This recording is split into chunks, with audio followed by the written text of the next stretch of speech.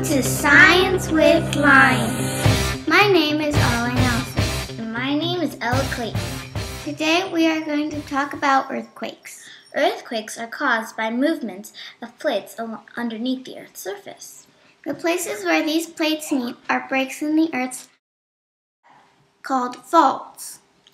Earthquakes often happen when these plates along the faults move in different directions.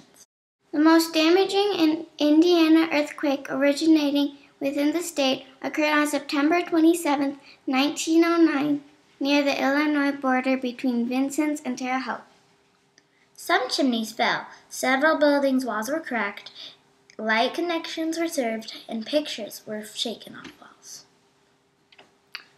It was as strong in Indianapolis and Oakland City. Another damaging earthquake originating in Indiana occurred on April 29, 1899. Chimneys were thrown down and walls were cracked. Even though the damage was bad, it's nothing compared to what happened in Mexico City. Did you know my family was in that earthquake? For our special audience, you, we are going to interview some people from Mexico City. Hey, here they are now. Where were you when it happened? Íbamos en un coche, íbamos a la preparatoria, íbamos 4 amigos cuando empezó el temblor. Estábamos parados en un semáforo. We were in a car going to high school. It was 4 of us when the earthquake happened. We were stopped at a stoplight. First we thought someone had hit us from behind. And when we saw no one had hit us, we saw the buildings moving. Then we realized there were electricity cables above us, so we moved to a safer location.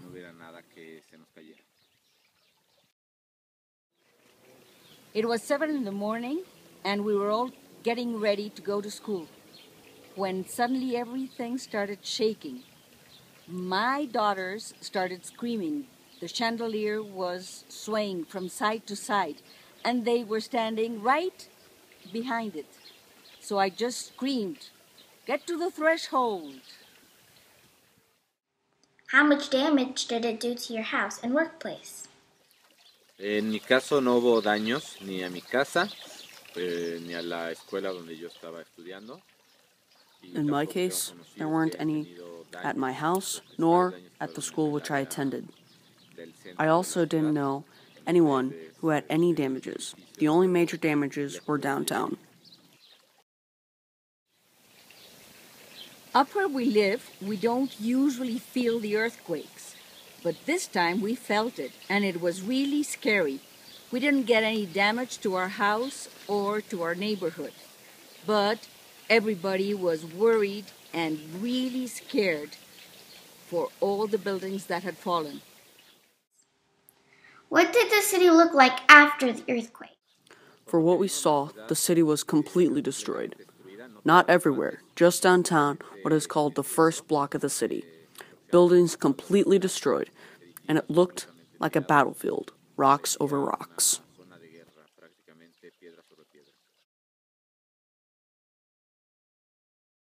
It was an 8.1 earthquake.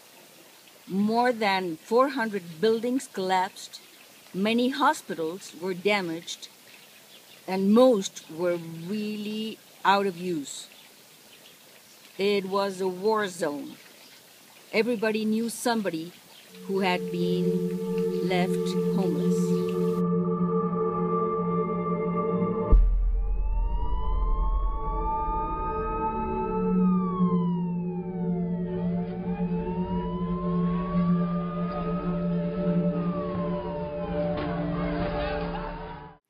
What did you do when you felt the ground shake? Like I said before, we were in a car, so the first thing we did was move and put ourselves in a more open area. We never thought a building would fall, but possibly some cables. And after that, we went to the school. We were there for 1 to 2 hours. Then they told us we could have the day off and go home. The first day, we were not as scared as the second day, when we knew what had happened and we had another earthquake. everybody helped somehow.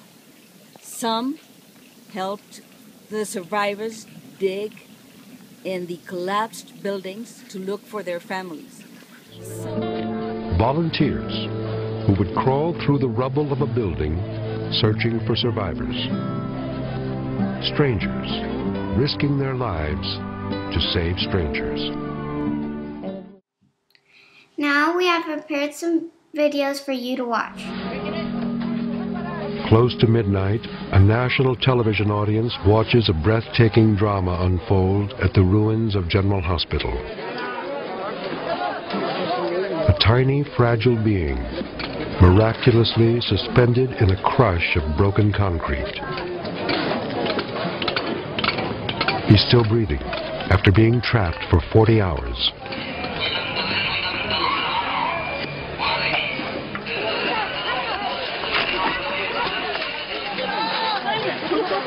French and Mexican rescuers collaborate non-stop to free the boy.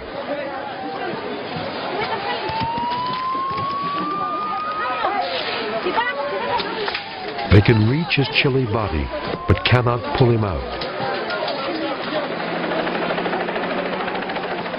One false move or another aftershock will crush him. He has survived a building collapse, cool nights, and the lack of food and water.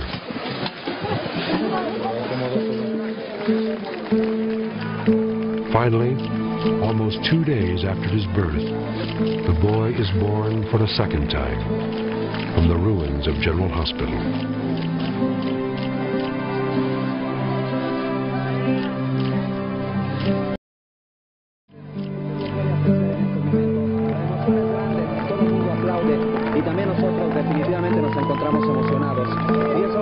Freeing the newborn has taken over 10 hours.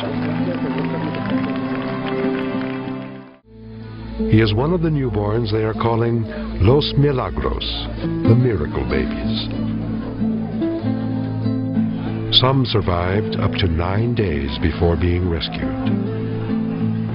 Few adults could survive that long without food and water. There's speculation that newborns can go into semi-consciousness, living off reserves of body fat and fluids. But at the time, the 22 surviving babies rescued from the ruins of General and Juarez hospitals were simply milagros, miracles from God.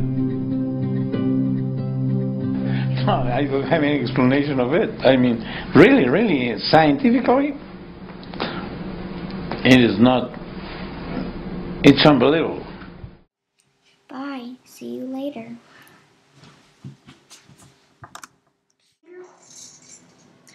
For our special audience, You. we are going to interview some people from Mexico City. We are going to talk to my grandma and my aunt. We're going to ask them some questions about their experiences during the earth. Welcome to Science with Lions. My name is Ola Nelson. And my name is Ella Clayton. What?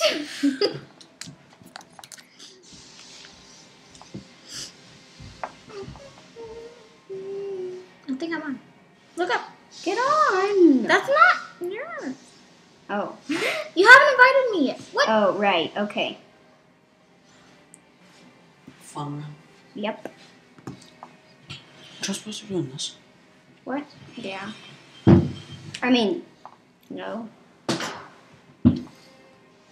Oh, I accidentally forgot to change the map. Now we're just playing the radio games. Why are you recording this?